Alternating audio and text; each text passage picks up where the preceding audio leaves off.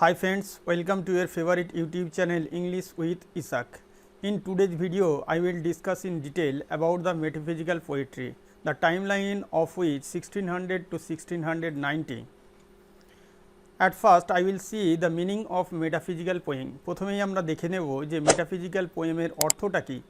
না meta equal to beyond আর after, অর্থাৎ মেটা কথার অর্থ হলো বাইরে বা পরে, আর physical equal to physical world or physical nature, অর্থাৎ ফিজিক্যাল কথার অর্থ এখানে বোঝানো হয়েছে যে এই পার্থিব জগৎ বা পার্থিব প্রকৃতির বাইরে।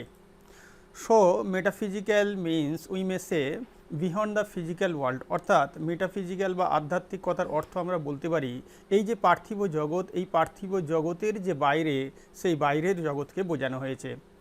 নেক্সট আমরা দেখব এই মেটাফিজিক্যাল পোয়েটস কথাটি কিভাবে উৎপত্তি লাভ করলো।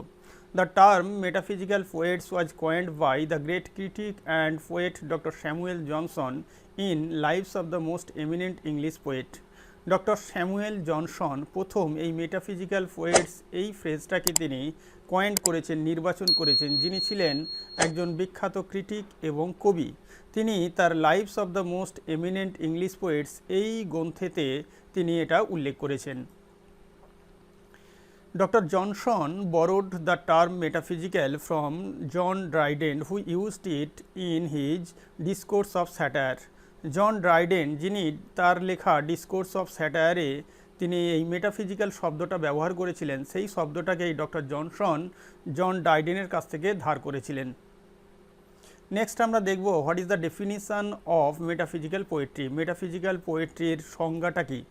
না, মেটাফিজিক্যাল পোয়েট্রি মিনস, মেটাফিজিক্যাল কবিতা বোঝায়, দ্য পোয়েট্রি সেই কবিতাকে বোঝায় that goes beyond the physical world of the senses, যে কবিতাগুলো এই পার্থিব জগতের যে জ্ঞানের বাইরের জগতে বিচরণ করে, and explores the spiritual world, এবং আধ্যাত্মিক জগৎকে উদ্ঘাটন করে।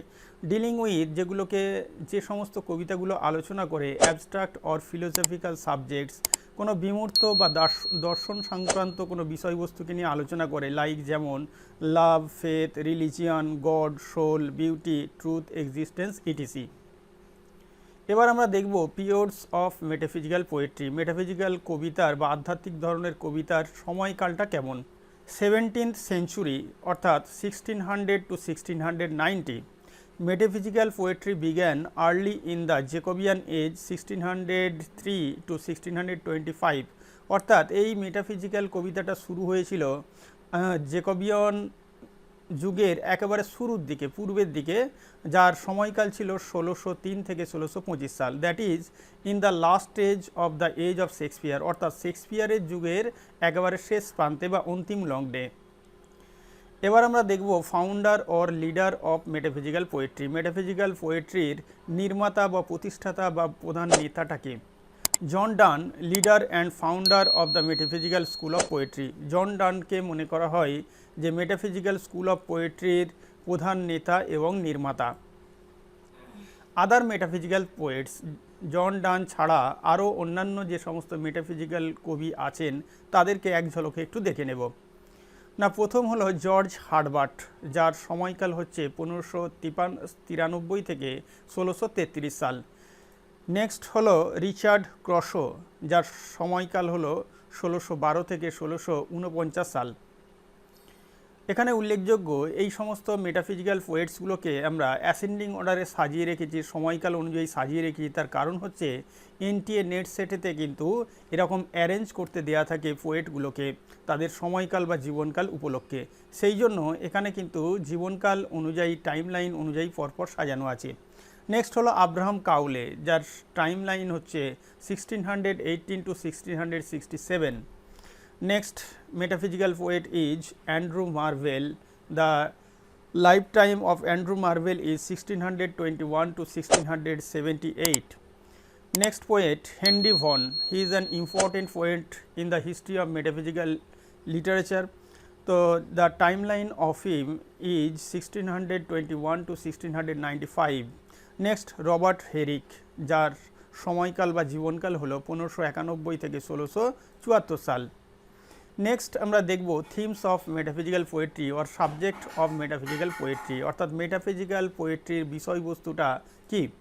না metaphysical poetry deals with abstract or philosophical subjects. Metaphysical কবিতাগুলো কোনো বিমূর্ত বা দর্শন সংক্রান্ত বিষয়বস্তুকে নিয়ে আলোচনা করে, লাইক যেমন রিলিজিয়ান, ধর্ম, গড, ঈশ্বর, সোল, আত্মা, ফেথ, বিশ্বাস, ট্রুথ, সত্য, মোরালিটি, নীতিনৈতিকতা, স্পিরিচুয়ালিটি, আধ্যাত্মিকতা, এক্সিস্টেন্স, অস্তিত্ব, লাভ, ভালোবাসা, লাস্ট, কামনা বাসনা, বিউটি, সৌন্দর্য, ইত্যাদি। Next, characteristics of metaphysical poetry. এই মেটাফিজিক্যাল পোয়েট্রিগুলোর ক্যারেক্টারিস্টিক্স বা বৈশিষ্ট্যগুলো কী কী? The first point is short poems. এই মেটাফিজিক্যাল পোয়েট্রিগুলো কিন্তু লেন্থের দিকে খুবই শর্ট হয়। Metaphysical poetry is consider to be brief and concise, খুবই সংক্ষিপ্ত এবং খুবই যথাযথ। Every line conveys a lot of meanings in a few words. প্রত্যেকটা লাইনে অল্প কিছু শব্দের মধ্যে অনেক বেশি বেশি অর্থ এখানে বোঝানো হয়। Every word is adjusted in every line like a brick in a wall and conveys the message of the author. ঠিক যেমন করে একটা একটা করে ইট দিয়ে একটা দেওয়াল গাঁথা হয়, ঠিক তেমনভাবে এই মেটাফিজিক্যাল পোয়েট্রিগুলোতে একটা একটা শব্দ, যে শব্দগুলো খুবই গুরুত্বপূর্ণ, প্রতিটা শব্দ দিয়ে, খুব কম সংখ্যক শব্দ দিয়ে অথারের বা কবির সেই মেসেজটাকে, বার্তাটাকে প্রদর্শন করা হয়। The next feature of metaphysical poetry is metaphysical conceits. It is very important feature or characteristic feature of metaphysical poem. এই metaphysical poetryর সবচেয়ে বড় বৈশিষ্ট্য হলো conceits. Now, another unique quality of metaphysical poetry is the extensive use of metaphysical conceit. Conceit is an elaborate poetic image or a far-fetched comparison of very dissimilar things. অর্থাৎ conceit জিনিসটা কি? Conceit জিনিসটা হলো একটা বিস্তৃত কাব্যিক একটা প্রতিচ্ছবি অথবা একটা বহু দূরবর্তী তুলনা দুটো আলাদা আলাদা ভিন্ন ভিন্ন জিনিসের মধ্যে। অর্থাৎ এমন দুটো জিনিস, যে দুটো জিনিসের মধ্যে কোনো সিমিলারিটি নেই, কোনো কম্প্যারিজের কোনো উপায় নেই, সম্ভাবনা নেই, সেই ধরনের দুটো ডিসিমিলার থিংসের সঙ্গে এখানে কম্পেয়ার করা হয়। Example given, Abraham Cowley in his poem the mistress compares his love for ladies to his habit of traveling in various countries of the world. যেমনটা আমরা উদাহরণ দিতে পারি, আব্রাহাম কাউলে তার লেখা বিখ্যাত কবিতা দ্য মিস্ট্রেস, এই কবিতাতে তিনি মহিলাদেরকে, ভালোবাসার যে মহিলাদেরকে তুলনা করেছেন, বিশ্বের বিভিন্ন দেশে যেমন তিনি ভ্রমণ করেন, সেই ভ্রমণের সঙ্গে তার ভালোবাসার যে মহিলাগুলোকে, প্রেমিকগুলোকে তিনি তুলনা করেন। নেক্সট ফিচার হলো অরিজিনালিটি বা সৃজনশীলতা। Originality is the hallmark of metaphysical poets. Originality বা সৃজনশীলতা হলো মেটাফিজিক্যাল কবিদের একটা নির্দেশক চিহ্ন বা ছাপ আমরা বলতে পারি। All the metaphysical poets were unique and original in their ideas and thought. সমস্ত মেটাফিজিক্যাল কবিগুলো তাদের চিন্তাভাবনাতে অদ্বিতীয়, অতুলনীয় এবং সৃজনশীল ছিল। They did not follow the path of their contemporary poets. সেই জন্য তারা তাদের সমসাময়িক কবিদের যে পথকে তারা অনুসরণ করেননি। They stood against their contemporaries and followed their own way of writing poetry. তারা তাদের সমসাময়িক যে কবিদের পথকে বরং বিরুদ্ধে গেছেন এবং তারা নিজের মতো করে তারা তাদের কবিতা রচনা করেছেন। নেক্সট পয়েন্ট হলো পোয়েটস উইথ হাই ইন্টেলেক্ট। আমরা একটু আগেই এটাকে আলোচনা করেছি যে metaphysical poets are men of high intellect. Metaphysical যে কবিগুলো তারা কিন্তু প্রচণ্ড বুদ্ধিসম্পন্ন ছিল, অত্যন্ত ধীসম্পন্ন ছিল। They are all graduated from Oxford University, Cambridge University, or they studied at one of the inns of court in the city of London. তো বেশিরভাগ মেটাফিজিক্যাল পোয়েটগুলোকে আমরা দেখেছি তারা হয় অক্সফোর্ড ইউনিভার্সিটি থেকে গ্র্যাজুয়েটেড হয়েছেন, অথবা কেমব্রিজ ইউনিভার্সিটি অথবা ইনস অফ কোর্ট, এই ইউনিভার্সিটিগুলো থেকে তারা পড়াশোনা করেছেন, যার জন্য তাদের বুদ্ধির বিচক্ষণতা, বুদ্ধির ক্ষুধাধাত্রা অনেক বেশি। With the help of their vast knowledge, তাদের এই বিশাল জ্ঞানভাণ্ডারের দ্বারা they presented new ideas and stories to their readers. তারা তাদের পাঠকদের কাছে নতুন নতুন ধ্যান ধারণাকে উপস্থাপন করেছেন। Next feature of metaphysical poetry is themes beyond science.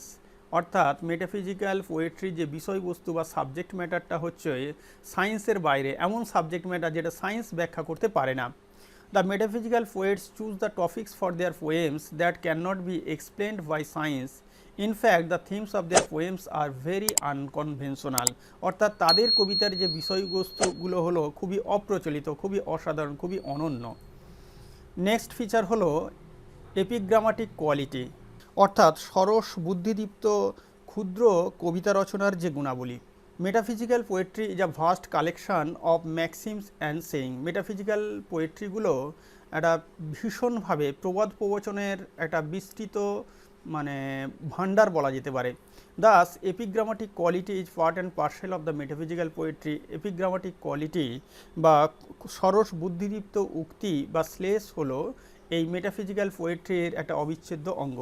John Donne is a pioneer in this regard. এই ক্ষেত্রে জন ডানের নাম ভীষণভাবে উল্লেখযোগ্য, যাকে প্রবর্তক হিসাবে নির্দেশ করা হয়। নেক্সট ফিচার হচ্ছে আনক্ল্যারিটি, অর্থাৎ অস্পষ্টতা বা বিষয়বস্তুর বোধগম্যহীনতা।